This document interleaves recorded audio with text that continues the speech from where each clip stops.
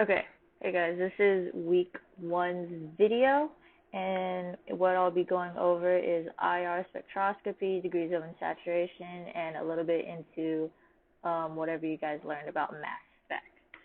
So, first off, IR spec, this is where we're looking at the vibrations that different bonds are absorbing, and these different bonds and functional groups in the bonds produce peaks at specific wave numbers. So when you go about answering these types of questions, you really need to familiarize yourself with where the peaks are occurring for the different types of bonds and different types of functional groups. For example, I took this from your guys' slides, so you guys should have this. It's showing that in the diagnostics region, like a common one is the OH single bond. This occurs at these numbers. It usually occurs around 3,000.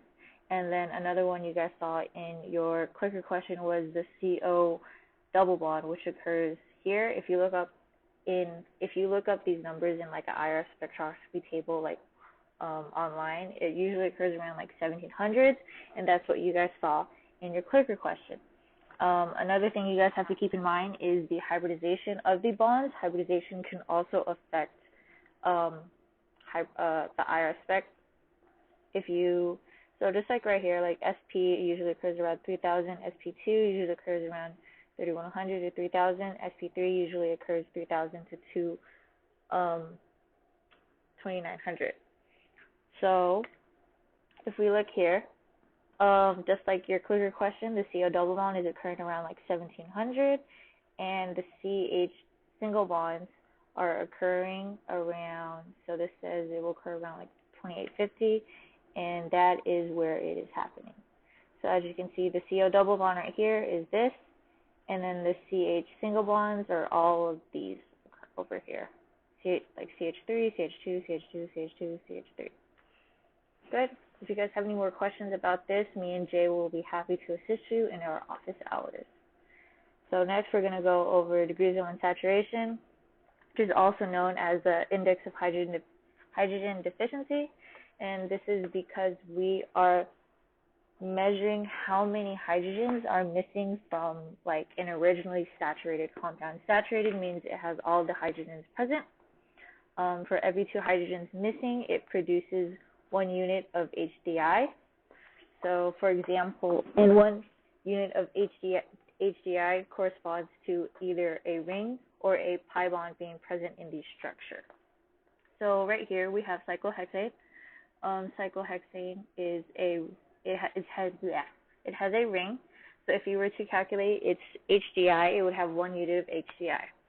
If you go over to benzene, it is a ring with 3 pi bonds, right? So this should have if you were to calculate it, it'd have 4 units of HDI, 1 being the ring, and 3 being the 3 other units being the 3 pi bonds present in the structure. So when you have a unit of HDI, it doesn't necessarily mean it has to be 3 pi bonds or 3 rings. It could be any mixture.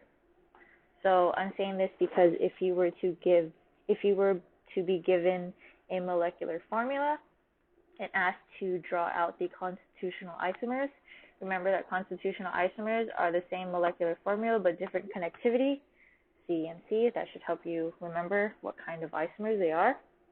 So if you need to draw constitutional isomers, it helps a lot to calculate the degrees of unsaturation, because instead of just drawing structures and counting and trying to figure out if there should be a ring, if there should be a pi bond.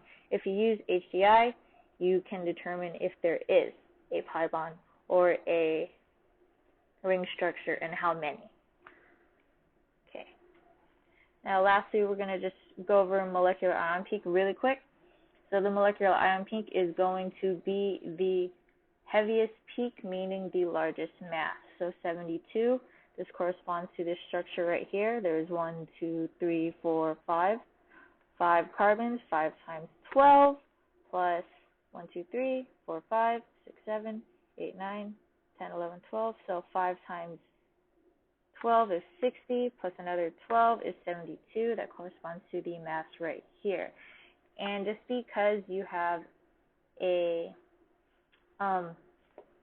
The molecular ion peak is always going to be the heaviest, but it does not necessarily mean it's going to be the most abundant, meaning the highest peak.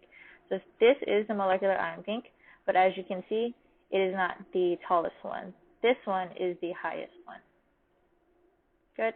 And then if you have stuff like that, the highest one, the most abundant, is the most stable one, and that just means that there is another structure that is possibly more stable.